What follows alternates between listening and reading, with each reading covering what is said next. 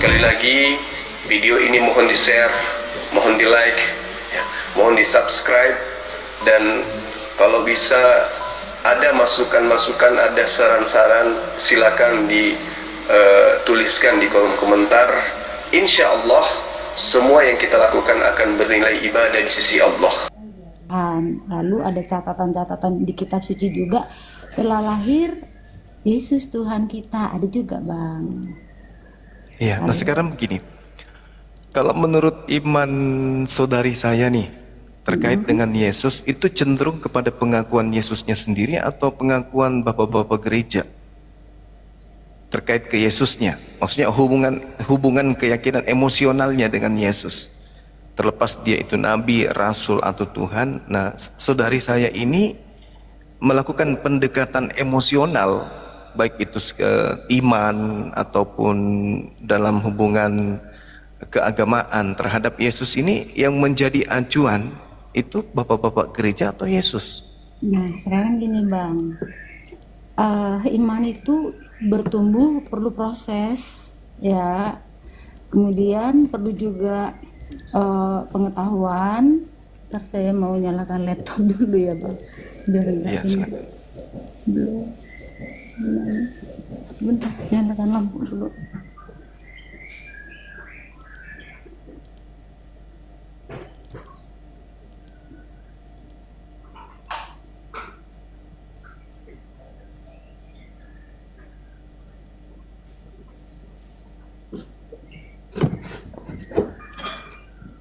Sebentar. Kalau Ibu Riris dan Ibu Ted ini sama? Oh, Beda? saya belum tahu Bu Riris. Beda Bang Zuma. Beda, oh beda. Kalau Bu Teti ini tinggal beliau di Serang Banten, suaminya di Kadubes Peru. Ada yang luar biasa nih Gurunda. Beliau suka dengan salawat, dengar azan. Luar biasa. Iya. Iya, mungkin itu juga kan kita punya talenta yang dikasih Tuhan, seni, sense of art. Jadi semakin tinggi sense of art seseorang, karena orang baca Al-Quran itu pun merupakan satu karya seni juga ya. Bisa dikatakan karya seni, melihat dari ketika membacakannya ada nadanya terdengar khas Timur Tengah ya. Jadi mungkin karena saya memiliki talenta seni dan cinta Tuhan, jadi ya bisa merasakan indahnya saat bersalawat kah, saat bermazmur kah, atau saat memuji Tuhan, dan saat mendengarkan firman Tuhan, begitu Bang. Iya. Ya, kita kembali ke tema ya, saudari.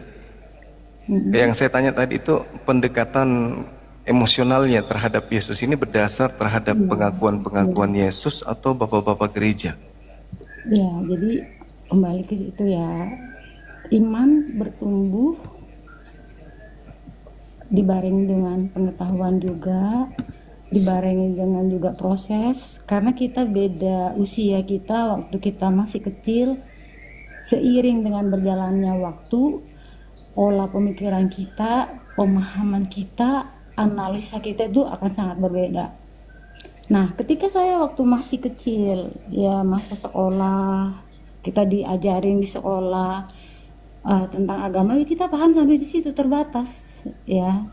Nah, bertambah usia lagi, semakin menemukan ya kan, dan saya pun bergumul beberapa tahun, Tuhan aku tidak mau menyembah Tuhan yang salah. Jujur aku berkata sendiri seperti itu, Tuhan aku ingin belajar dan belajar lagi sampai aku bisa menemukan Tuhan dan kebenaran, dan pokoknya semuanya tentang Tuhan begitu.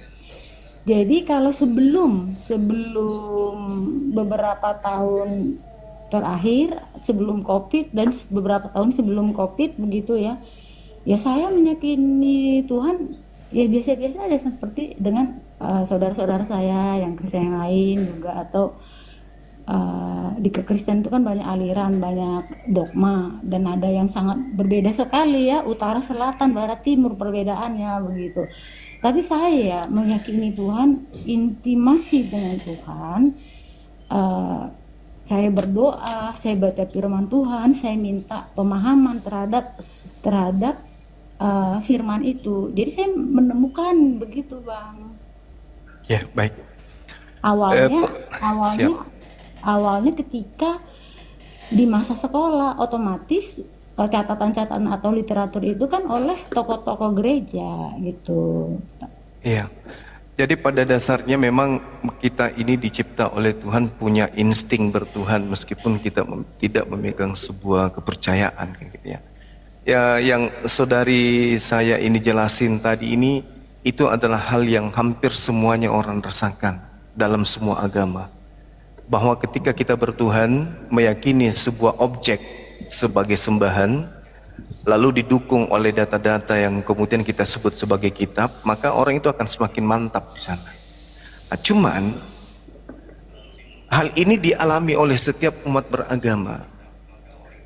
Artinya bahwa kalau yang kita alami iman bertumbuh, kemudian kita anggap itu adalah sebuah kebenaran absolut, dan itu juga dialami oleh agama-agama lain, maka proses selanjutnya adalah mau tidak mau kita harus mengakui bahwa berdasarkan apa yang dirasakan oleh masing-masing umat, maka akan melahirkan sebuah pernyataan bahwa ternyata Tuhan itu banyak.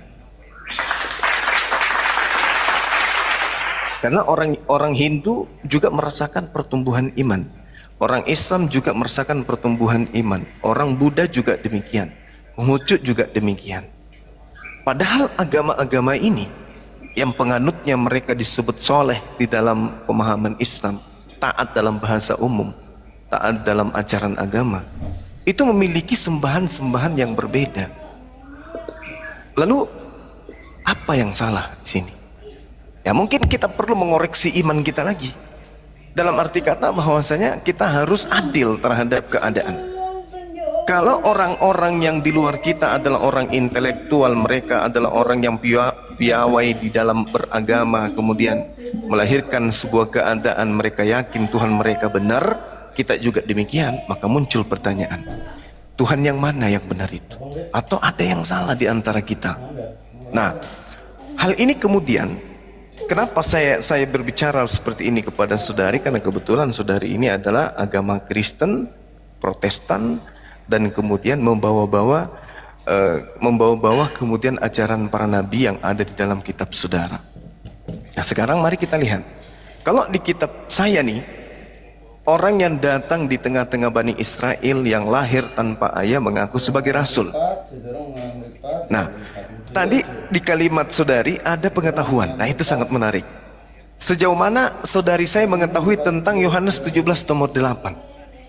Karena Yesus berinteraksi dengan semua manusia yang ada di tengah-tengah dia pada saat beliau melakukan penginjilan, dan semua orang yang mendengarkan penginjilannya sepakat dan percaya Yesus ini hanyalah rasul. Nilai ini bergeser kemudian setelah muncul Katolik, muncul lagi Protestan, dan seterusnya bla bla bla bla, muncul konsep yang justru berbeda dengan konsep Yesus. Maka pengetahuan yang menjadi pertanyaan saya di sini, ini pengetahuan yang seperti apa yang saudari saya gunakan. Sedangkan Yesusnya mengatakan, sebab segala firman, rema yang engkau sampaikan kepadaku, telah aku sampaikan kepada mereka. Mereka ini adalah Bani Israel yang menjadi pengikut Yesus pada masa itu, dan mereka telah menerima. Jadi tak ada lagi kemudian firman-firman yang nongol setelah ini, setelah Yesus mengatakan itu. Karena dia mengatakan segala firman engkau sampaikan telah aku sampaikan, dan mereka telah menerimanya. Mereka telah menerima. Setelah semua firman dari A sampai Z Yesus sampaikan kepada Bani Israel yang menjadi muridnya waktu itu, Yesus mengatakan mereka tahu benar-benar bahwa aku datang daripadamu. Nah, datang daripadamu itu sudah pasti bukan Tuhan. Dan Yesus menambahkan, dan mereka percaya. Dan mereka percaya, engkaulah yang telah mengutus aku. Berarti murid Yesus percaya. Dari hasil pernyataan-pernyataan Yesus tentang dirinya, tentang Tuhannya, segala firman tersebut yang menjadi cakupan ajarannya kepada Bani Israel, mengantarkan Yesus mengakui dan mengantarkan Yesus memberikan legitimasi kepada pengikutnya bahwa pengikutnya percaya kalau dia adalah utusan Tuhan saja. Nah, yang jadi permasalahan kemudian adalah ilmu yang saudari saya sampaikan barusan ternyata menghantarkan keadaan di mana saudari justru menjadikan Yesus yang adalah utusan menjadi Tuhan. Ini ilmunya dari mana? Itu yang saya penasaran. Karena Yesus sendiri mengakui firman yang menjadi cakupan, yang menjadi porsi saya, jatah saya, telah semuanya kusampaikan dan hasilnya murid-muridku percaya aku adalah utusan. Selesai di situ. Kunci pintu ditutup. Nah, sekarang muncul Katolik. Dari hasil Katolik ini pun membuahkan protes. Ini keliru nih. Muncullah Protestan. Nah, acuan Protestan kemudian adalah kitabnya orang Katolik, sehingga melahirkan sebuah pengetahuan. Nah, yang saya pertanyakan, pengetahuan bahwa Yesus itu Tuhan itu dari mana? Mungkin bisa saya dibantu untuk mengetahui itu, silakan. Bentar dulu Bang, ini laptop aku kok error ini ya. Bentar, satu. Laptopnya puasa kali, mau dikasih takjil. Enggak, aku mau cari ayat 1 Petrus 1 ayat 5. Iya. Oke. Saya bantu. Atau 2 Petrus 1 ayat 5 itu Bang. 2 Petrus 1 ya. Iya, coba dulu dicek dulu Bang. Bentar. Baik. Nah, kita melihat 1 Petrus 5 ini di dalam surat Petrus. Oleh karena segala pemberian dan janji Elohim itu, janji Bang, bukan itu Bang. Bukan itu. 2 Petrus 1 kan? Iya, 2 Petrus 1:5. 2 Petrus 1 ayat 5 Bang, coba Bang. Justru karena itu kamu harus dengan sungguh-sungguh. Yang itu Bang Juma. Oh iya. Bukan Justru yang karena itu. Gini Bang Juma. Kepada iman ditambahkan pengetahuan, ditambahkan kesetiaan, ketekunan, sampai pada kebijaksanaan, terus sampai pada mengasihi saudara-saudara. Lalu Itu di ayat berapa Mbak Ted? ayat 5 kayaknya, ayat 5, 6 sampai 7 itu. Yang di 1:5 itu justru karena itu kamu harus dengan sungguh-sungguh. Itu 1 Petrus berapa Bang? 1 Petrus 5 atau 1:5 sesuai dengan Mbak Itu Ted. udah benar tadi tuh. iya? 5 sampai 7. Justru karena itu kamu harus dengan sungguh-sungguh berusaha untuk menambahkan kepada imanmu Iya. kebajikan dan kepada pengetahuan dan kepada penguasaan diri, kepada penguasaan diri ketekunan dan kepada kesalehan dan kepada kesalehan kasih saudara dan kepada kasih dan saudara kasih akan semua orang. Kan ini ya. Iya Bang. Tadi di mana Bang? Kembali aku yang nanya 1 Petrus apa 2 Petrus? 2 Petrus. Oke, coba laptopku kenapa ini ya? 2 Petrus 1 ya kan Bang? Ayat 5 kan? Oke, coba kita cek lagi. Justru karena itu kamu harus sungguh-sungguh berusaha untuk menambahkan kepada imanmu kebajikan, dan kepada kebajikan pengetahuan. Kita keep di pengetahuan ya Bang. Jadi pengetahuan yang aku maksud di sini adalah pengetahuan tentang Tuhan dan Tuhan Yesus itu sendiri yang bisa aku pahami. Nggak aku bilang orang lain pahami, aku pahami yang dasarnya Alkitab begitu. Pengetahuan ini bukan seperti yang Abang maksud aku memiliki banyak buku tentang literatur, bukan. Jadi aku selalu bersandar pada Alkitab untuk menambahkan pengetahuanku terutama dan untuk meningkatkan keimananku. Iya, saya paham. Baik, saya sangat paham.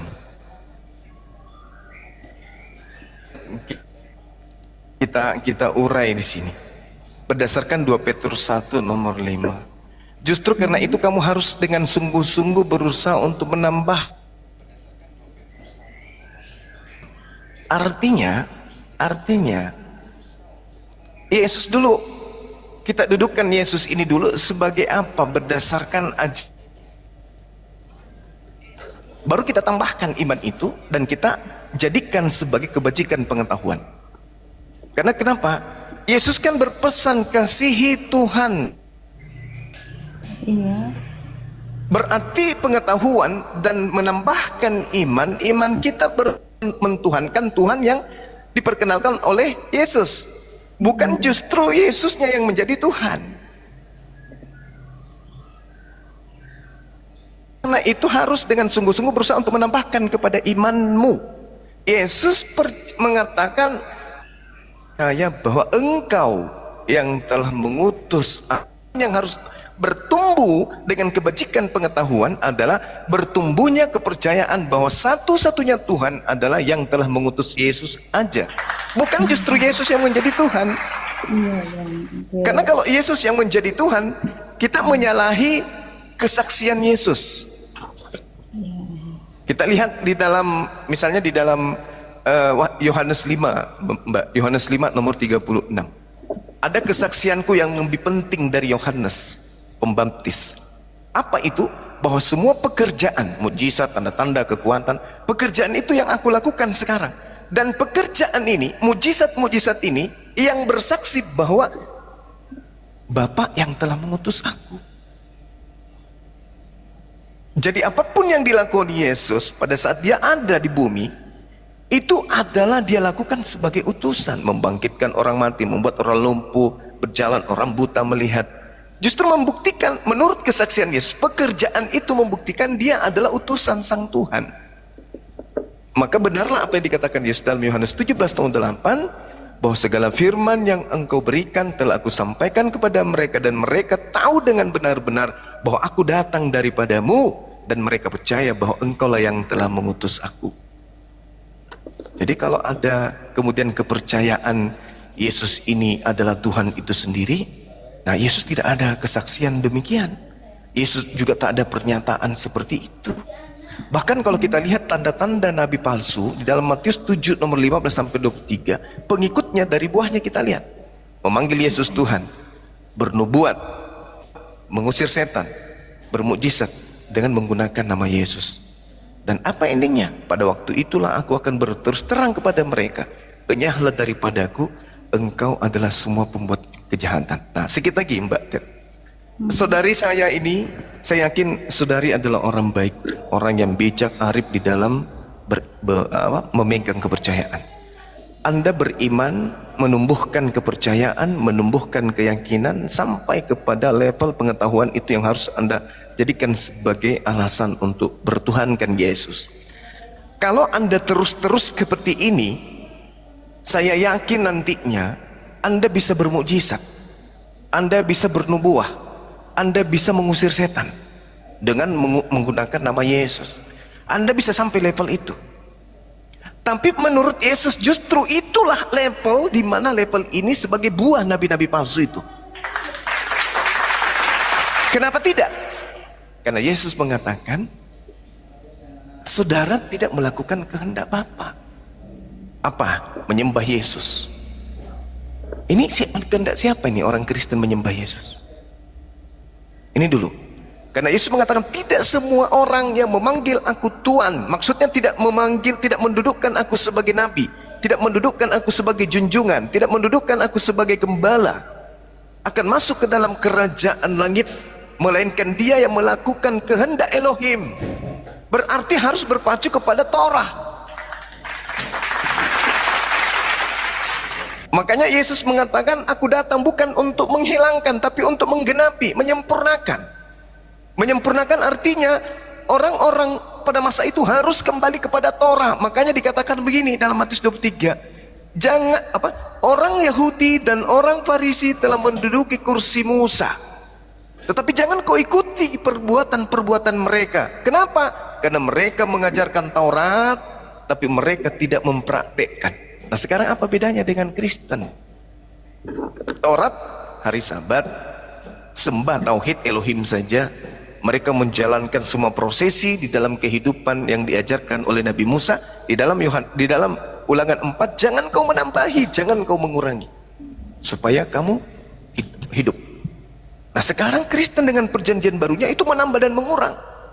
Maka Yesus mengatakan, enyahlah daripadaku, kalian semua adalah pembuat kejahatan. Kenapa? Menyembah Yesus bukan kehendak Bapa, ibadah minggu bukan kehendak Bapa, mengajarkan hukum-hukum Tuhan yang datang kepada Nabi Musa sebagai kutukan bukan kehendak Bapa. Kemudian apalagi makan babi bukan kehendak Bapa, tidak bersunat bukan kehendak Bapa. Semua yang dilakoni oleh orang Kristen hari ini, saya melihat tak ada pun yang berasal dari kehendak Bapa yang ada dalam kitabnya para nabi Bani Israel. Maka Yesus mengusir. Bang, Nah, cobalah. interupsi Iya. Bang. Ya silakan. Oke. Dipotong aja Mbak, nggak apa-apa. Tadi belum aku menanggapi, Abang mengatakan Martin Luther berpisah dari gereja Ortodoks yaitu Katolik, kemudian tetap memakai kitab yang sama. Iya betul. Tetapi perpisahan itu bukan karena kita Bang, hanya karena perbedaan suatu buku Aflat, di mana dikatakan di situ barang siapa yang membeli buku itu maka dosanya diampuni. Jadi nggak logis ya, akhirnya protes lah Martin Luther sehingga dia membentuk jemaahnya sendiri. Itu mengenai Martin Luther ya Bang. Kemudian tadi Abang bilang di mana Yesus mengatakan dia Tuhan ya. Nah, di Yohanes 13 ayat 13 dan 14. Yohanes 13 berbunyi demikian. Kamu menyebut aku guru dan Tuhan, dan katamu itu tepat, sebab memang akulah guru dan Tuhan. Ayatnya 14. Jadi, jikalau aku membasuh kakimu, aku yang adalah Tuhan. Nah, ini berarti sudah pengakuannya ya kan Bang? Dan gurumu, maka kamu pun wajib saling membasuh kakimu. Nah, jadi di sini Yesus sudah menyatakan dirinya Tuhan. Di ayat yang ke-13 dia masih menjawab atau menanggapi dari pertanyaan murid-muridnya. Namun di ayat yang ke-14, jadi jikalau aku membasuh kakimu, aku yang adalah Tuhan. Ini poin pentingnya di sini. Aku yang adalah Tuhan dan gurumu. Tadi kita fokus di kata Tuhan ya Bang. Dan gurumu, maka kamu pun wajib saling membasuh kakimu. Ini ada Bang ayatnya yang Yesus mengatakan dialah Tuhan itu. Oke, Mbak Tit, saya menghargai. Nanti kalau saya kepanjangan langsung dikat aja nggak apa-apa. Yang penting poinnya udah saya sampaikan. Jadi gini Mbak Tit, saya ingin pengetahuan tadi itu dipertanggungjawabkan. Iman bertumbuh dengan pengetahuan. Menurut pengetahuan saudari saya ini, pengakuan Yesus dalam Yohanes 17:8, segala firman yang engkau sampaikan kepadaku telah kusampaikan kepada mereka dan mereka telah menerimanya. Menurut saudari saya, apakah Yohanes 13 nomor 13 dan nomor 14 Yesus telah sampaikan kepada muridnya pertama kali? Sudah disampaikan atau belum? Menurut saudari? Diulang Bang, diulang pelan-pelan. Di dalam pengakuan Yesus, Yohanes 17 nomor 8, segala firman yang engkau berikan kepadaku telah aku sampaikan kepada mereka, dan mereka percaya dan mereka menerima bahwa engkaulah yang telah mengutus aku. Pertanyaan saya, apakah Yohanes 13 nomor 13 14 ini telah Yesus sampaikan kepada muridnya? Oh, oke. Ya atau belum? Fokus di sini ya Bang, di Iya. ayat yang 8 ya Bang. Aku baca Iya. boleh kah? Wah, silakan. Sebab segala firman yang engkau sampaikan kepadaku, nah ini perkataan Yesus ya, telah kusampaikan kepada mereka dan mereka telah menerimanya. Mereka tahu benar-benar bahwa aku datang daripadamu, dan mereka percaya bahwa engkaulah yang telah mengutus aku. Ini harus hati-hati nih di sini Bang. Aku menanggapinya Bang. Serius. Iya, silakan. Tadi Abang masih bertanya apakah firman itu sudah disampaikan Ya, begitu kan? apakah Yohanes 13 ini dan nomor 14 ini termasuk dari segala firman tersebut yang Yesus telah sampaikan ke muridnya? Termasuk atau tidak? Termasuk. Termasuk. Oke. Kalau termasuk, ternyata cakupan data-data itu justru muridnya percaya dia utusan. Iya, percaya. Emang Yesus Ah, itu percaya bahwa Yesus adalah utusan Allah. Percaya. utusan Allah. Sedangkan saudari tadi percaya Yesus adalah Tuhan. Tuhan, ini skenario Bang, skenario. Sebelum saya Maksudnya mesti menjawab, gini, saudariku. skenario, Maksudnya gini. skenario Tuhan nih Bang. Maksudnya gini, saudari hanya mencomot Bukan. Yohanes 1, Yohanes 13, 13, 14 sehingga Yesus Tuhan. Sedangkan murid-muridnya semua firman yang Yesus sampaikan melahirkan keadaan murid hanya sampai pada level Yesus Rasul. Coba. Sedangkan lebih lanjut, dengarkan saya pelan-pelan, dengarkan saya.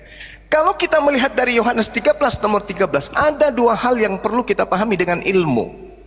Yang pertama, lontaran yang keluar dari mulut Yesus ini bahasa Ibranika, bahasa Aramaika, bahasa Yunanika, atau bahasa Indonesia. Ternyata dia menggunakan bahasa Aramaik. Kalau dia menggunakan bahasa Aramaik, maka yang terlontar dari mulutnya adalah Rabam wa Maran, bukan Rabam wa Alaha, tetapi Rabam wa Maran. Apa itu? Guru dan Tuan. Kalau dia menggunakan bahasa Yunani, berarti dia hanya mengatakan kurios, bukan kurios. Kalau dia ibarat menggunakan bahasa Indonesia, ternyata dia Tuan, bukan Tuhan.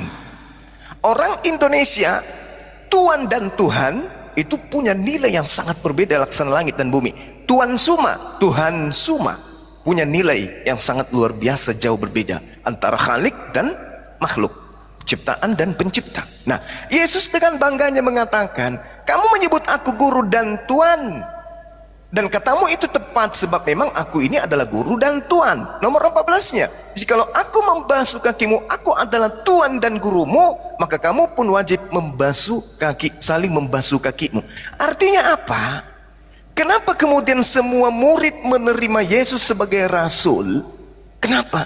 Karena Yohanes 13:13 dan nomor 14 ketika sampai kepada mereka tidak sampai dalam bahasa Indonesia, tetapi sampai dalam bahasa Aram atau sampai dalam bahasa Yunani yang hanyalah Tuhan, bukan Alaha, bukan kemudian Theos. Maka murid-murid semuanya percaya bahwa Yesus hanya rasul. Keadaan kemudian berganti, masa kemudian bergulir, muncul Katolik, muncul Kristen, menjadikan Yesus itu sebagai Tuhan, keluar daripada koridor pengajaran Yesus dan muridnya. Apa itu? Yesus menjadi Tuhan. Oh, ternyata karena kata Theos itu yang dipakai, kata Allah itu yang dipakai menggantikan yang harusnya adalah Maran dan Allah. Nah, ini pengetahuan, tapi tergantung kepada saudari saya. Karena saya belum pernah melihat kemudian adanya sinkronisasi antara mata rantai pengajaran Yesus kepada Bani Israel yang mengukuhkan hukum Torah dengan ajaran Kristen. Makanya 2000 tahun orang Yahudi dan orang Kristen tidak pernah seia sekata dalam konsep Tuhan, tidak pernah seia sekata dalam konsep berkitab suci. Padahal konon ceritanya kitab suci orang Kristen itu adalah kitab suci orang Yahudi menurut pengakuan saudara Kristen.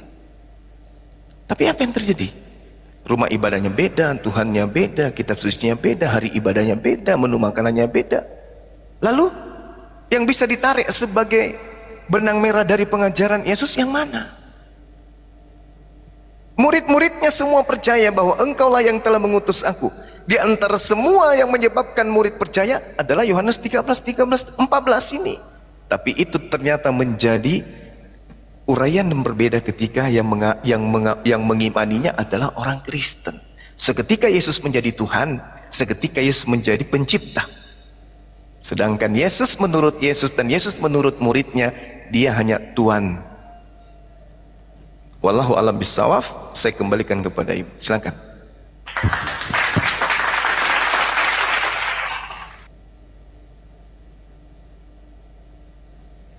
Aduh,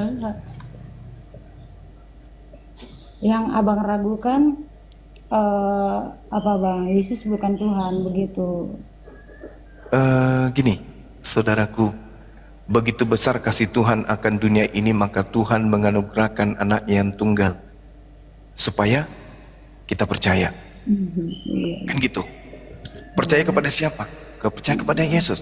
Yesus mengatakan, dan setelah aku menyampaikan segala firman itu, mereka muridku tahu benar-benar, mereka muridku tahu bahwa aku datang daripadamu, dan mereka percaya. Sampai pada level percaya, kesitis, percaya, yakin, beriman bahwa engkaulah yang telah mengutus aku. Saya kira begini, saudari, semua nabi yang kita imani, baik nabi, baik orang-orang saudara kita dari Yahudi, nabi itu mengajarkan keselamatan, nabi itu mengajarkan hidup kekal. Nah, di luar daripada itu, Yesus memberikan hadiah oleh-oleh kepada kita nih. Apa itu? Hidup kekal. Hidup kekal itu adalah mereka mengenal engkau satu-satunya Tuhan yang benar, dan mengenal Yesus yang engkau utus.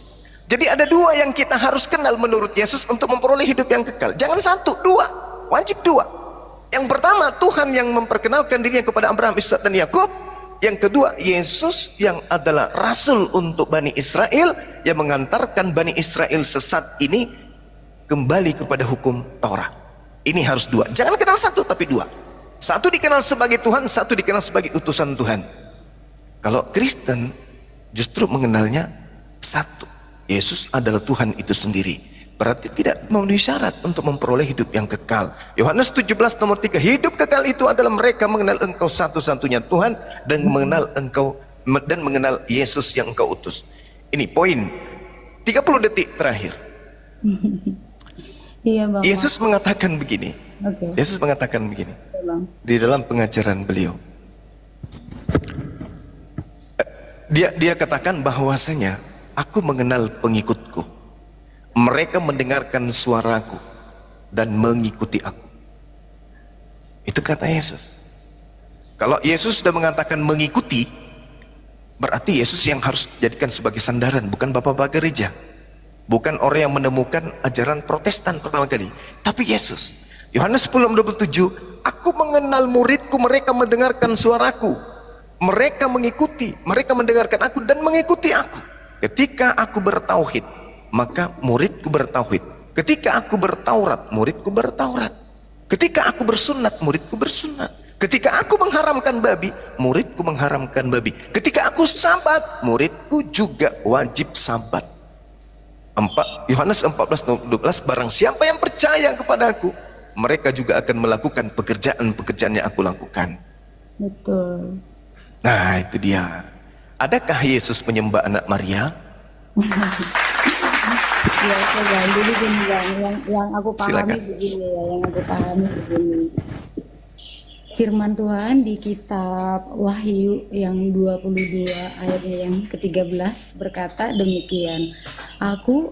Ini Yesus ini, maksud aku adalah Alfa, ini Yesus aku ini, dan Omega, yang pertama dan yang terkemudian, yang awal dan yang akhir. Oke, keep ini kita pahami bahwa Yesus berkata dia adalah yang awal, dan sebelum dunia ini dijadikan dia pun sudah ada. Lalu kita sandingkan dengan Kejadian 1 ayat 1 Bang, ya kan? Iya. Pada mula pada mulanya adalah firman pada Yohanes.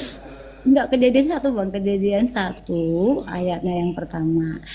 Pada mulanya Allah menciptakan langit dan bumi. Tadi kita kembali lagi flashback ke Wahyu 23 ayat 13. Aku adalah yang Alfa dan Omega. Mungkinkah ada ciptaannya? Ciptaannya kan berarti bumi kan Bang. Mungkinkah ada ciptaannya kalau tidak ada penciptanya? Nah, di Kejadian 1 ayat 1 dikatakan pada mulanya Allah.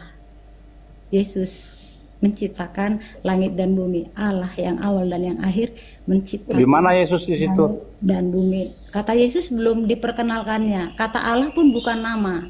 Nama Allah itu bukan nama. Sama di orang Arab, Allah itu Allah Subhanahu wa Ta'ala adalah yang menciptakan langit dan bumi. Allah dalam bahasa Indonesia pengertiannya juga Allah menciptakan langit dan bumi. Nah, kembali lagi, jangan diinterupsi dulu ya Bang, jangan di-cut dulu ya. Bagaimana manusia mengetahui bahwa Allah itu ada? Atau bagaimana manusia mengetahui sekiranya tidak ada kitab ini ditulis? Pasti bertanya-tanya. Untunglah kitab ini ditulis, bahwa ada yang diciptakan oleh Musa ditulis ya. Saya yakin Musa ini tidak lahir di zaman Adam, tetapi ketika Musa naik ke Gunung Horeb bersama Tuhan di sana 40 hari lamanya, ya, sebelum naik 40 hari 1 minggu dia menguduskan dirinya di bawah kaki gunung itu. Coba kita bayangkan 40 hari 40 malam perbincangan, mungkin udah banyak buku kalau dicatat atau dibuat ya itu. Kemudian sebentar Bang, di kitab Yesaya, sebentar, Yesaya yang Yesaya mana Yesaya? 52? Bukan Bang, itu 52 tuh 43? yang 44 Bang, 44. Yesaya 10? 11. Tidak Bang, itu 6. Jangan buru-buru Bang. Yesaya 44 ayatnya yang ke-6. Beginilah firman Tuhan, Raja dan Penebus Israel, Tuhan semesta alam, akulah yang terdahulu dan akulah yang terkemudian. Tidak ada Allah selain daripada-Ku. Kembali lagi yang Alfa dan Omega. Yang saya pahami seperti itu. Nah, belum lagi Bang, punten Bang, satu lagi. Silakan. Kembali ke penyataan. Allah menyatakan dirinya dengan 2 cara, yaitu secara umum. Nah, secara umum ini dia menyatakan dirinya dengan ciptaannya, alam semesta dan segala isinya, yang dia memperkenalkan dan menciptakan Adam dan Hawa juga. Berarti itu penyataan secara umum. Lalu Allah memperkenalkan dirinya juga secara khusus. Secara khusus ini ya, karena sudah itu jauh sebelum ribuan tahun lah setelah penciptaan dia menyatakan dirinya lagi menjadi manusia di dalam diri Yesus itu secara khusus. Maka dikatakan, ajarlah mereka, didiklah barang siapa yang percaya. Nah, itu sampai di situ dulu ya. Oke. Baik, yang pertama sebelum saya menanggapi ini, saya mau tanya kepada saudari saya, apakah buku Wahyu termasuk firman yang Yesus sampaikan kepada muridnya dalam Yohanes 17:8? Bang, puluhan tahun, belasan tahun yang lalu ya, belasan tahun lah katakan, aku pun kayak gini Bang, bertanya-tanya kayak. Ya, tunggu. Kebanyakan orang. Dijawab aja. Iya. Apakah kitab Wahyu ini, Alfa Omega ini, itu bagian daripada ajaran Yesus kepada murid-muridnya? Yang tadi di Yohanes 17, segala firman telah aku sampaikan, mereka telah menerimanya, mereka percaya engkau telah mengutus aku. Apakah kitab Wahyu ini bagian daripada segala firman tersebut? Maksud saya, apakah Yesus sudah mengajarkan Alfa Omega ini kepada murid-muridnya pada waktu itu? Atau muncul belakangan? Menurut Mbak? Kayaknya Yesus sudah ngucapin deh, cuman aku lupa di mana ayat itu Bang. Yesus sudah mengucapin bahwa dia Alfa dan Omega.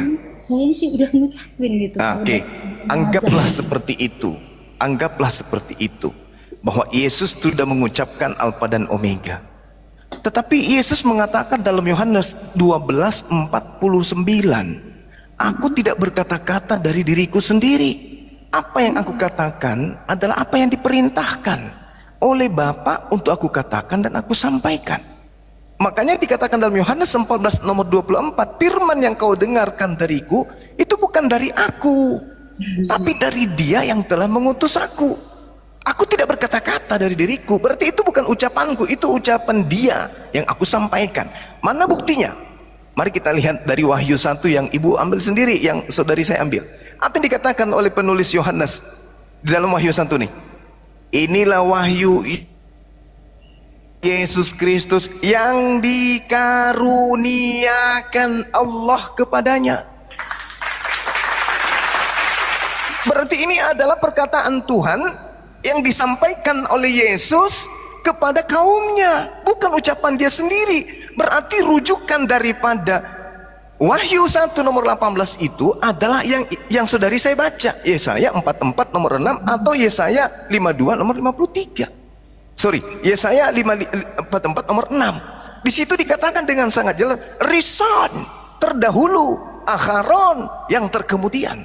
Sedangkan Alfa itu bukan artinya adalah awal.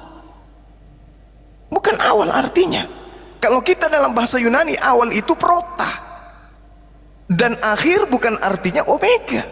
Akhir dalam bahasa Yunani artinya argotera. Bang, Hanya penerjemah yang menambahkan kemudian, saudari saya. Sedangkan di dalam Wahyu 1 nomor 18 nomor 19, setelah dia mengatakan jangan takut, akulah awal, akulah akhir, padahal di situ dia katakan akulah A, akulah O, arke dan telos. Kalau dikatakan awal dan akhir. Nah, sedangkan nomor 18-nya di Wahyu 1 ini dikatakan, dan yang hidup aku telah mati. Ini perkataan Yesus, katanya aku telah mati. Sedangkan Tuhan yang benar di dalam ulangan 32 nomor 39, akulah Tuhan, tak ada yang lain, akulah yang menghidupkan, akulah yang mematikan. Yesus dihidupkan, dimatikan. Bang, Jadi gimana nih? Iya, silakan. Nanti, Silakan. karena semua yang abang sampaikan itu sebenarnya itu butuh respon, jadi akan terlewatkan kalau abang terus Silakan. Oke, sip. Silakan. Diinterupsi aja. Nanti kan tadi kan abang bilang aku buka kitab Wahyu itu yang mengatakan Alfa dan Omega, lalu abang kaitkan lagi tadi dengan Yesaya 44 ayat 6 yang terdahulu dan yang terkemudian. Terus tadi bahasa Arabnya apa, Bang? Itu bahasa Ibrani. Kebetulan ada pekarnya di sini. Iya, itu ucapan yang ada di Yesaya. Rison, Akharon, tuh. Ani Rison, Fa'ani Akharon. Yang maha terdahulu dan yang maha akhir. Waalaikumsalam warahmatullahi. Jadi kalau pemahaman saya Waalaikumsalam ini warahmatullahi wabarakatuh. makna sinonim, Bang, makna yang sama, makna yang sama, sinonim, tidak antonim atau tidak berlawanan kata. Oke. Itu yang aku pahami ya. Interupsi dulu ya.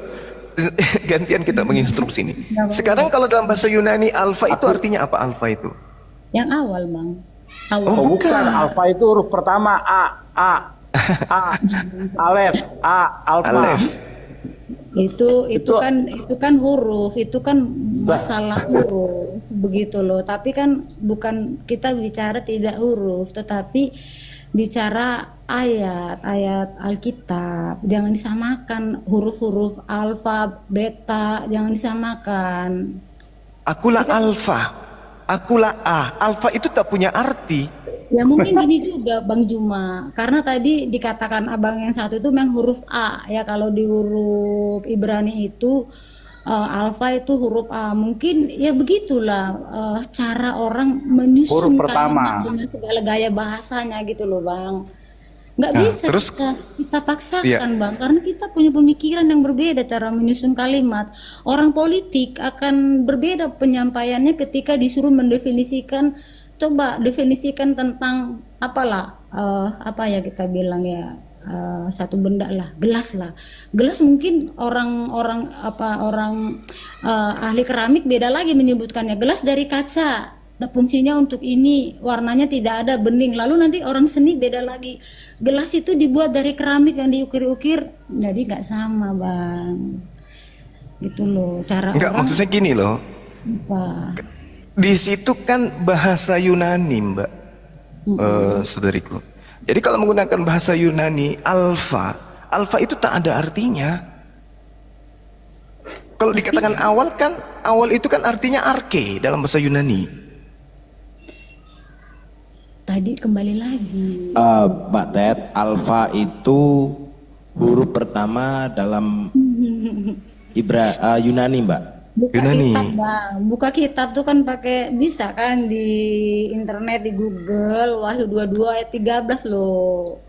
Iya, tahu kita. Tahu di situ tertulis alfa. Iya, Tapi Bang. Dijelasin lagi, Bang, berikutnya, Bang. Begini, Bang, Abang dengar dulu ya, Bang.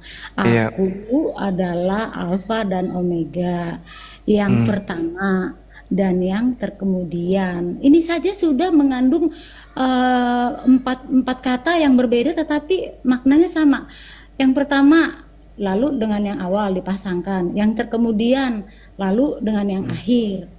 Lalu kata Abang tadi, Ted, itu huruf alfa itu huruf A. Nah, huruf A kalau di huruf bahasa Indonesia alfabet, huruf awal kan huruf pertama kan. Nah, kita Iya. udah kita turuti begitu, kita perluas cakrawala kita. Oke, saya ngikut. Yesus yang pertama dan yang terkemudian, yang awal dan akhir. Oke. Sekarang bisakah Yesus berkata-kata dari dirinya sendiri?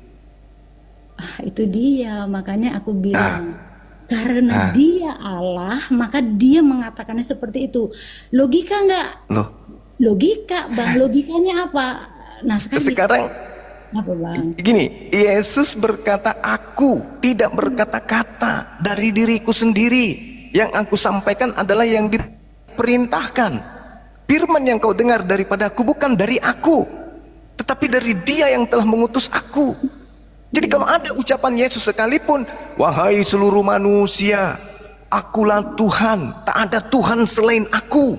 Bukan Yesusnya yang Tuhan, tapi yang mengutus Dia itulah yang Tuhan. Sama seperti Nabi Musa mengucapkan kemudian kepada umatnya dalam Al-Quran, innani anallah, sesungguhnya aku ini adalah Allah, la ilaha illa ana, tidak ada Tuhan di atas langit dan di bawah bumi selain aku, maka sembahlah aku. Itu kata Nabi Musa. Tapi apakah kemudian Bani Israel menyembah Nabi Musa? Tidak. Kenapa? Karena dia, Nabi Musa, hanyalah penyampai firman. Nah, Yesus ini apa? Dia penyampai firman, bukan Tuhan. Jadi sebagai penyampai firman, apapun yang dia katakan itu bukan dari dirinya sendiri. Makanya murid-muridnya percaya dia hanya utusan. Muncul Kristen melepaskan kemudian pengakuan Yesus, malah menjadikan Yesus Tuhan karena pengakuan itu. Kalau ini yang dikatakan, sesungguhnya aku datang segera dan aku membawa upahku untuk membalaskan kepada setiap orang menurut perbuatannya. Akulah Alfa dan Omega, yang pertama dan yang terkemudian, lalu kemudian yang awal dan yang akhir. Ditambahi lagi, yang tak ada Tuhan selain aku. Akulah yang maha kuasa, akulah yang pencipta, akulah yang mengadakan segala sesuatunya. Tidak ada Tuhan selain aku. Ditambahi lagi yang lebih hebat sekalipun, bagi orang yang berakal, tidak akan pernah menjadikan Yesus itu Tuhan. Kenapa? Yesus sedang membacakan firman Tuhannya. Makanya muridnya mengakui dan percaya dia utusan. Karena apa yang keluar dari mulutnya itu semua adalah ucapan. Bahkan Wahyu 1 nih, Wahyu 1 aja nih jelas sekali loh. Inilah wahyu Yesus Kristus yang dikaruniakan Allah kepadanya. Kurang apa lagi? Berarti Yesus menerima wahyu. Orang yang menerima wahyu, menerima ilham itu bukan Tuhan, tapi utusan Tuhan. Mari kita lihat di dalam pengakuan Yesus lagi nih, Yohanes 3 nomor 34. Apa yang dikatakan oleh Yesus? Sedikit lagi 30 detik insya Allah. Sebab siapa yang diutus oleh Tuhan, dialah yang menyampaikan firman Tuhan. Karena Tuhan mengaruniakan rohnya dengan tidak terbatas. Kenapa Musa mengaku aku mengutus aku kepadamu? Kenapa? Karena Musa sebagai penyampai firman. Makanya dalam Yohanes 10 nomor 34, 35, 36 pada saat Yesus ingin dilempari batu karena dia menyamakan dirinya dengan Allah, apa kata Yesus? Bukankah di dalam kitab Tauratmu dikatakan siapapun yang diserahi tugas untuk menyampaikan firman maka dia adalah Tuhan. Nah sama, ketika Yesus mengatakan akulah Alfa, akulah Omega, akulah pertama, akulah yang terakhir, Yesus sedang membicarakan firman Tuhan yang harus disampaikan. Saya kira begitu Saudari Ted. Ya, saya kembalikan kepada saudari yang beriman dan imannya katanya bertumbuh dengan pengetahuan. Silakan. Ya, ini masih sulit ya. Aku nggak mau bicarakan sekarang ya, Bang.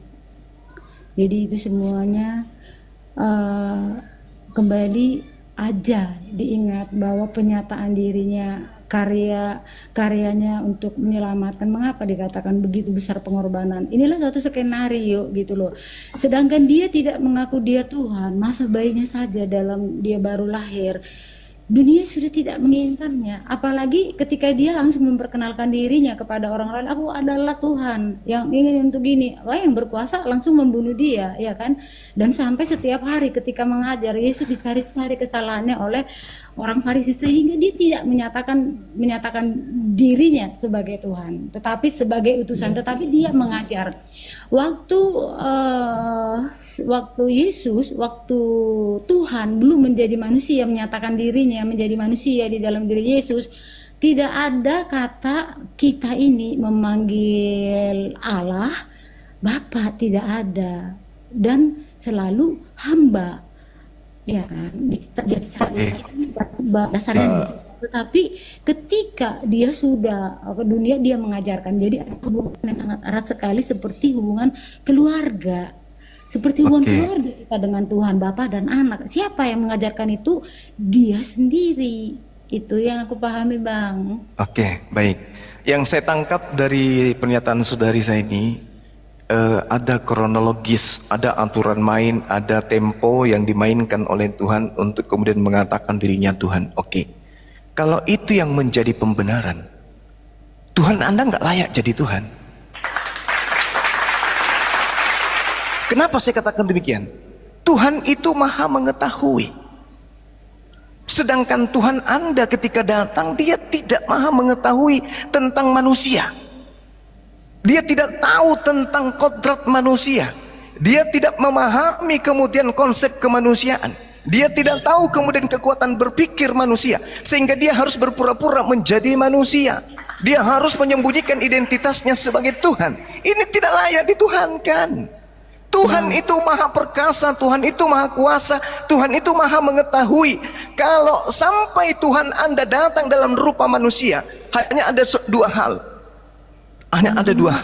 Bang Juma, interupsi dulu. Nah, terus ya Bang, maaf ya. Silakan. Tuhan datang takut mengaku sebagai Tuhan.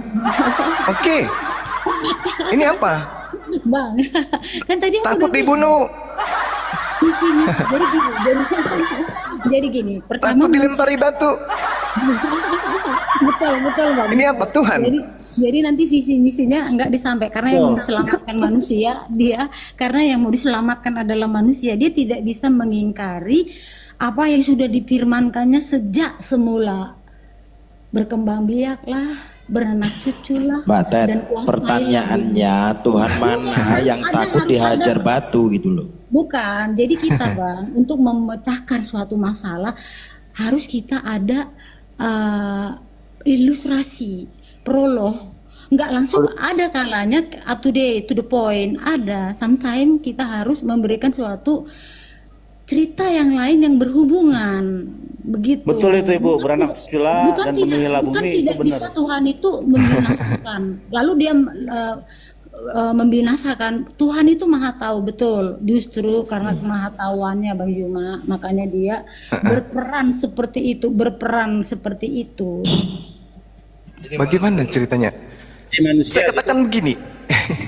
Saya katakan begini, Apa, kalau Bang? Yesus itu Tuhan, Iya, Bang. satu-satunya Tuhan yang gagal di dunia itu Tuhannya Anda. Iya, Bang. Di mana-mana Tuhan itu mengatakan dirinya Tuhan. Akulah Tuhan, tak ada yang lain. Akulah Tuhan, dari sejak terbitnya matahari sampai terbitnya matahari tak ada yang lain. Akulah Tuhan, itu baru Tuhan. Tapi kalau ada Tuhan datang kucuk, dia tidak mengakui dirinya Tuhan. Satu, dia lupa kalau dirinya Tuhan. Itu bahaya tuh. Bang, berusul lagi ya. Bang, betul Bang. Kalau kita berpikir secara akal sehat kita, akal budi kita, logika kita yang kita pakai, kita nggak bisa. Itulah saudariku, interupsi juga. Itulah saudariku, saya katakan Tuhan Anda gagal mengetahui daripada konsep manusia. Tuhan Anda nggak tahu konsep itu, sehingga akal tak mampu menelaah dirinya. Sedangkan yang dikatakan Tuhan, bayangkan aja tuh, perintahnya kemudian mengasihi Tuhan dengan akal. Nah, kasih kepada Tuhan dengan akal berarti kita harus mencakupi keadaan Tuhan itu tidak serupa dengan makhluk. Aku kasih salah satu contoh. Bang. Instruksi Bang Juma. Ini kenapa Iya, Tuhannya silakan. takut ngaku Tuhan, takut dilempari batu sih? Gagal dia, bukan Tuhan berarti. Bang Samudra 7 dikip dulu Bang, Abang nanti boleh nanya sama Bang Zuma ya. Nanti takut lupa. Silakan. Masalah logika ya, Iya, silakan. tentang Tuhan begitu. Ada yang dapat kita masuk akal kita, tapi semua masuk akal kok. Masuk akal nggak ketika Tuhan membelah laut mati ya, laut mati. Yes. Tongkat Musa masuk akal. Masuk akal. Masuk akal. Masuk Bang. akal. Karena pakai angin timur dan angin barat. Masuk akal. Karena dia Tuhan maka Iya. masuk akal. Tapi kalau dikatakan Masuk Teti dapat membelah laut merah, nggak ada bantuan Tuhan, itu nggak masuk akal gitu loh. Iya. Jadi Iya. maksud aku gini loh Bang, tentang Tapi kalau Tuhan mati dibunuh makhluknya, akal mana yang mau terima itu? Nggak masuk akal. Gak masuk akal. Ini yang tidak masuk akal. Tuhan itu tidak pernah disentuh oleh kematian. Bayangkan aja Mbak Ted, pesawat nih penumpang 200 orang, sementara melayang di udara ketinggian 3000 kaki, pilotnya berubah menjadi ayam. Apa yang terjadi dengan pesawat tersebut? pilot. Ini seorang pilot yang mengoperasionalkan kemudian pesawat tiba-tiba berubah jadi ayam di atas. Betapa paniknya penumpang. Pilot kita berubah jadi ayam. Itu pesawat. Bayangkan Tuhan pencipta alam semesta ini, miliaran planet yang ada di atas muka bumi ini, Tuhannya menjadi seenggot daging. Ya Allah ya Karim, akal kita kemana? Bang, interupsi Bang. Berkataan daging di sini bukan seperti kita beli daging sapi atau daging ayam. Nah itu dalilnya seperti itu kok. Dan firman menjadi daging. Tubuh kita ini, kita manusia ini terdiri dari daging dan darah, Bang. Yesusnya maksudku. Dalam Yohanes 1 nomor 14, Tuhan Anda menjadi daging. Itu Bisa dijadi contoh itu, bisa jadi bakso nanti. Tuhan tidak mungkin kayak begitu, memang itu, saudari. Bang, emang Bang Zuma instruksi. Kalau Iya. Tuhan menjadi manusia, berarti Tuhannya sudah nuzul menjadi manusia. Itu tidak lepas dari yang namanya lapar, yang namanya sakit, yang Ya, namanya itulah yang pingin terjadi. pipis. Itulah yang terjadi. Makanya saya katakan seorang pilot berubah tiba-tiba naik pesawat ketinggian 3000 berubah menjadi ayam. Ini pramugari melihat mana pilot kita berubah jadi ayam. Ayam tidak bisa mengoperasikan kemudian pesawat. Hancur. Yesus untuk menahan rasa ngantuk aja tak bisa. Menahan rasa lapar aja tak bisa. Mengetahui apa yang terjadi besok aja kagak bisa. Bahkan yang menyentuh jubahnya pun dia tidak tahu. Bagaimana mungkin dia mau? Alam semesta ini bukan koin.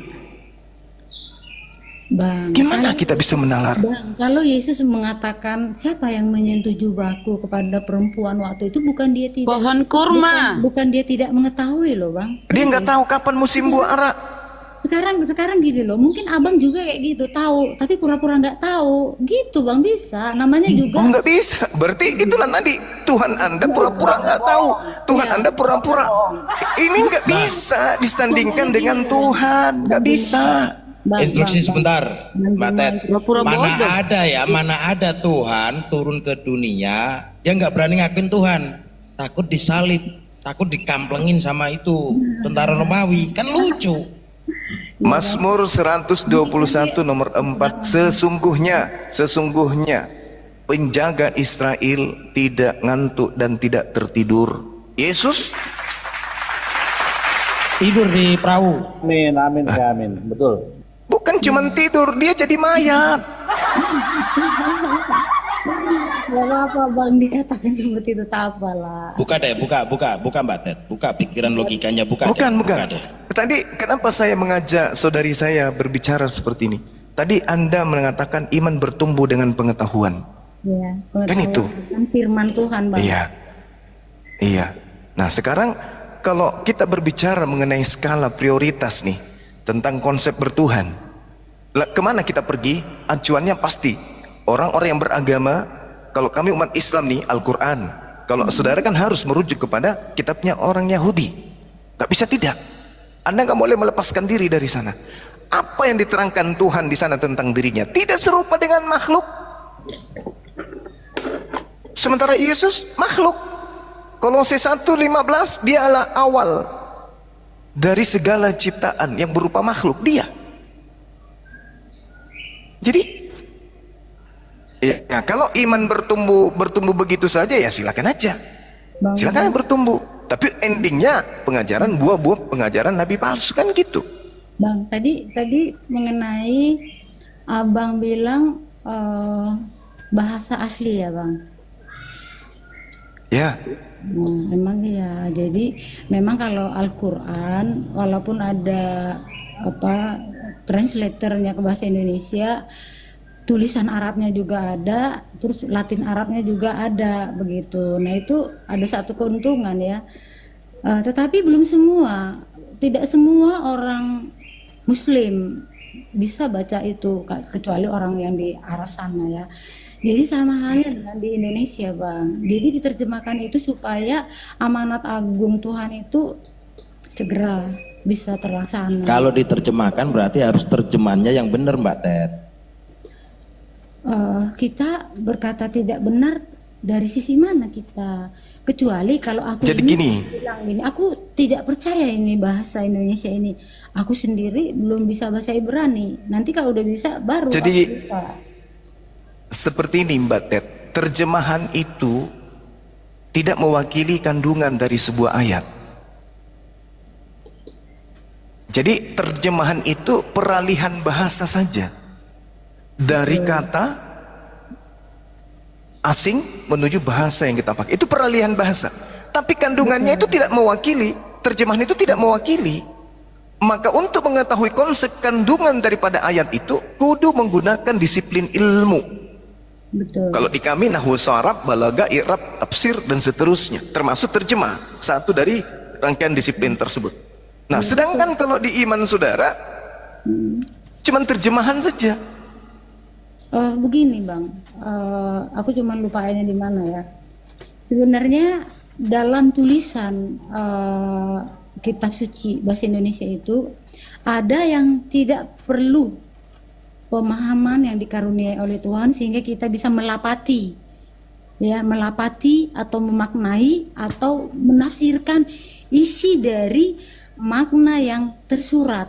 Sebab ada dua makna dalam setiap belajar. Kalau saya loh ya bang, ada makna tersirat yaitu yang jelas-jelas nyata ditulis, tetapi ada makna tersirat itu di dalam batin saya, kolbu saya bang, hati, jiwa saya, soul. Tidak semua orang punya itu. Kenapa tidak semua orang bisa memiliki? Yesus berkata, berbahagialah orang yang lapar dan haus. Aku lapar dan haus, lalu aku intim dengan Tuhan. Aku baca, lalu Tuhan menyampaikan kepadaku maknanya, memperbaharui pikiran aku, akal budi aku. Kalau orang malas-malas, Jujuran. Oke, kita jujur-jujuran Mbak Tit. apakah iman saudara itu menurut saudara ini sudah sejalan dengan akal? Jujur, jangan mengkhianati akal, karena akal ini tidak akan pernah bisa kemudian dibohongi. Ini akal. Apakah iman, kepercayaan Mbak Tit itu sudah sejalan dengan akal yang Mbak Tit punya? Itu dulu. Kalau tidak sejalan, berarti kalau Tuhan yang berkata di dalam kitab atau buku yang saudari saya imani, berarti ini firman yang tidak berasal dari Sang Maha Mengetahui. Kenapa? Karena yang tertulis di dalamnya tidak sinkron dengan akal manusia.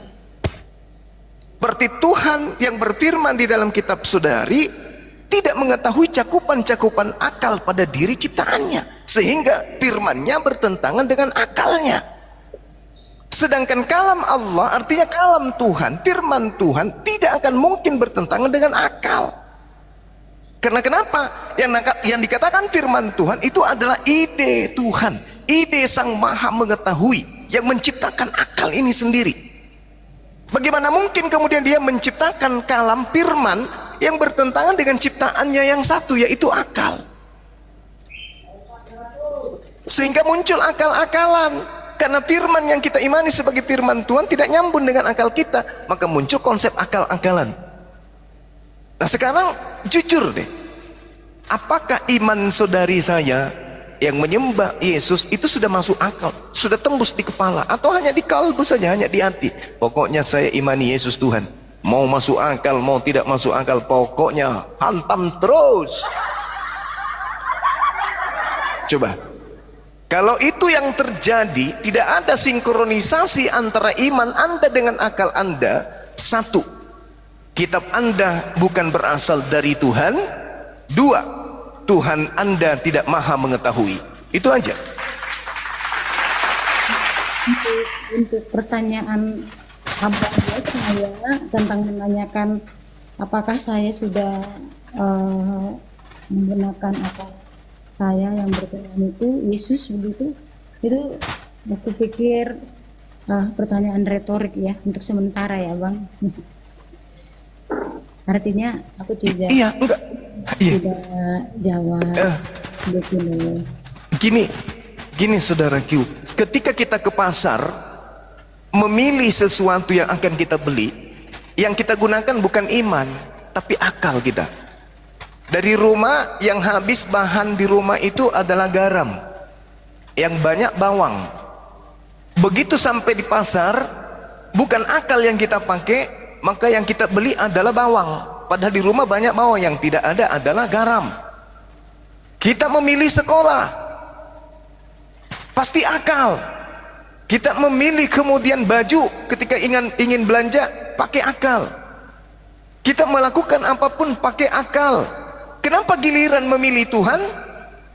Hal yang sangat fundamental, hal yang sangat krusial, hal yang sangat mendasar tentang keselamatan, justru akal yang dimatikan pada saat Tuhan yang kita pilih. Kita ada makanan di atas meja, ada racun, ada bensin, ada oli, ada aqua. Yang kita pakai untuk menyelamatkan hidup kita ini adalah akal. Oh ini bensin, ini racun, ini aqua, minum aqua. Tapi kenapa giliran bertuhan akal dipensiunkan? Sebenarnya kita hidup ini tidak cukup hanya dalam segala hal, dalam seluruh aspek kehidupan kita, baik perlakuan kita, baik lisan kita, ya. Kita tidak cukup bang hanya menggunakan akal bang, tetapi didampingi dengan budi, akal budi itu baru baik adanya dalam segala hal. Tidak hanya hal yang sifatnya tentang kebutuhan dunia, tetapi hal-hal yang ilahi. Kita pun harus memikirkan yang keilahian, kita memakai akal dan budi kita, di mana kolbu kita, perasaan kita, batin kita untuk menimbang, memutuskan, itu kita pakai, tidak cukup hanya akal. Kalau kita pakai akal itu hanya untuk matematika, belajar fisika, kimia, yang sifatnya numerik dan lain sebagainya. Begitu Bang. Yang aku pahami. Jadi kalau berbicara mengenai akal budi itu artinya akal dan akhlak. Iya. Bagaimana akhlak kita, attitude kita, perilaku kita kepada Tuhan. Masa Tuhan yang menciptakan kita kita setarakan dengan manusia? Masa Tuhan yang maha sempurna, yang maha kuasa, yang maha hidup, maha perkasa, kita setarakan dengan makhluk yang gemeteran, ketakutan, keringatnya seperti bintik darah, cemas, lapar, dan seterusnya. Kita setarakan, berarti kita tidak berbudi, kita tidak berakhlak, kita tidak punya attitude kepada pencipta kita. Karena kita setarakan pencipta yang begitu maha suci dan maha tinggi dengan makhluk. Lagi-lagi saudari mengatakan akal budi. Akal budi itu artinya akal dan akhlak. Itu loh. Tapi ya ini hanya sekedar bincang-bincang karena tadi saya kaget aja. Iman bertumbuh dengan pengetahuan, tapi pengetahuan tentang Tuhan kelihatannya hanya diselimuti oleh iman, doktrin dan dogma, bukan pengetahuan murni pure. Karena penjelasan para nabi dan juga konsep keadaan kita sebagai manusia. Karena yang dikatakan Tuhan itu pasti maha sempurna, yang dikatakan Tuhan itu pasti bukan makhluk. Makanya Yesus mengatakan, segala firman yang engkau berikan telah aku sampaikan, mereka telah menerima. Setelah mereka menerima, mereka percaya aku adalah rasul, aku adalah utusan. Selesai. Betul itu. Yesus memang utusan, Yesus memang rasul dalam konsep pengakuan Yesus kepada pengikutnya. Dia utusan. Muncul Kristen kemudian menganggap Yesus Tuhan. Ilmunya dari mana? Oh, ternyata dari Petrus, dari Wahyu. Muncul pertanyaan, apakah kita Petrus, apakah kita Wahyu? Yesus sudah ajarkan pada saat itu? Kalau sudah, berarti di tahun 33 semua isi kitab Wahyu sudah disampaikan oleh Yesus. Apa mungkin kitab Wahyu setebal itu bisa selesai selama 3 tahun? Selama Yesus penginjilan, ditambah lagi Wahyu 1, Wahyu 2, ditambah lagi Lukas 1, Markus, Yohanes, surah-surah Paulus. Apa mungkin selama 3 tahun buku-buku Kristen ini selesai disampaikan oleh Yesus? Sedangkan Yesus menghabiskan berucap, membaca kitab Wahyu dalam 1 hari paling 20 lembar selesai. Ini 2 tahun loh. Kapan ditulisnya? Lalu pertanyaannya adalah, kalau Yesus menyampaikan kitab Wahyu di tahun 33, ditulis nanti tahun 90-an, tahun 100 di Pulau Patmos, siapa yang bisa menghafal ini? Benarkah kitab Wahyu ini dihafal oleh penulisnya? Sampai mengatakan itu adalah ucapan Yesus. Karena Yesus mengatakan segala firman, dan mereka sudah menerimanya. Artinya kalau yang di Pulau Patmos ini benar-benar firman yang diterima oleh Yesus dan disampaikan kepada penulis Pulau Patmos, kenapa harus menunggu 90 tahun? Kenapa nggak ditulis aja pada saat Yesus masih ada? Apa yang menghalanginya untuk menulis? Kalau memang kitab Wahyu sudah Yesus firmankan, tapi faktanya kan tidak. Tak ada yang menghafal, tak ada yang menuliskan. Jadi gimana ceritanya tuh? Nah, jadi kembali kepada poin saya, Mbak Entit, bahwa menurut pengakuan Yesus, murid-muridnya percaya Yesus adalah Rasul utusan Tuhan. Kalau hari ini kemudian saudari saya mengatakan, oh tidak, menurut kami Yesus itu adalah Tuhan, berarti ibu membantah pengakuan Yesus, membantah apa yang Yesus katakan. Karena dia mengatakan, murid-murid percaya engkaulah yang telah mengutus aku. Tapi kalau hari ini Kristen mengaku murid tapi ternyata kepercayaannya Yesus adalah Tuhan, boleh dong saya minta di mana Yesus mengatakan, setelah aku menyampaikan segala firman-Ku, murid-muridku percaya, pengikutku percaya bahwa aku adalah Tuhan. Itu Yesus akui di mana? Ternyata nggak ada. Yang ada, tidak semua orang yang memanggil aku Tuhan, Tuhan, kurios, kurios, Tuhan, Tuhan akan masuk ke dalam surga, melainkan dia melakukan kehendak Bapakku yang ada di surga. Yang itu loh. Nah, itu dia. Di Yohanes 13 ayat 14 itu loh Bang. Yesus berkata begini kepada muridnya, jadi jikalau aku membasuh kakimu, aku yang adalah Tuhan. Udah titik sampai sini. Ya, Yesus Aku yang adalah Tuhan. Tuhan, Bang. Kurios di situ, Bu. Kurios. Kitab aku Tuhan, Bang. Di laptop ini juga Tuhan, Bang. Itu bahasa Indonesia. Yesus menggunakan bahasa apa? Yunani. Yunani, berarti kurios. Kalau kurios itu Tuhan. Sebenarnya Kalau Theos baru Tuhan. Ya. Ya sudahlah. Oke, Bang. Ya. Aku mau mandi. Oke. Mohon izin. Silakan. Terima Jangan kasih. lupa pakai sabun. Sudah bisa bincang-bincang. Iya. God bless you, Bang. Iya, Mbak Tit. Tuhan berkati Sama-sama. Sama-sama. Yang Siap. penting buka akalnya ya Mbak Tet. Bang sering tidak pakai sabun, diingatkan pakai sabun. Bercanda. Silakan Mbak Tet. Nanti lagi kita diskusi ya, Mbak. Iya, Bang Juma. Oke. God bless you, Iya. Bang. God bless you, Bang. Siap. Sama-sama itu. Masya Allah. Oke, teman-teman, di kota saya sudah hampir buka. Silakan diambil alih dulu untuk sementara. Sini sudah mau buka. Selamat Ya, berbuka, sudah. Bu Juma. Iya, akhi. Syukran, sama-sama. Ya, selamat berbuka puasa Gurunda. Oke, sip semuanya. Ya, saya masih di sini, cuman Ya, saya siap, siap-siap aja buka yuk. Assalamualaikum warahmatullahi wabarakatuh. Waalaikumsalam warahmatullahi wabarakatuh. Masih monitor, lanjut. Iya, siap. Kita tunggu. Mbak Cynthia. Masya Allah.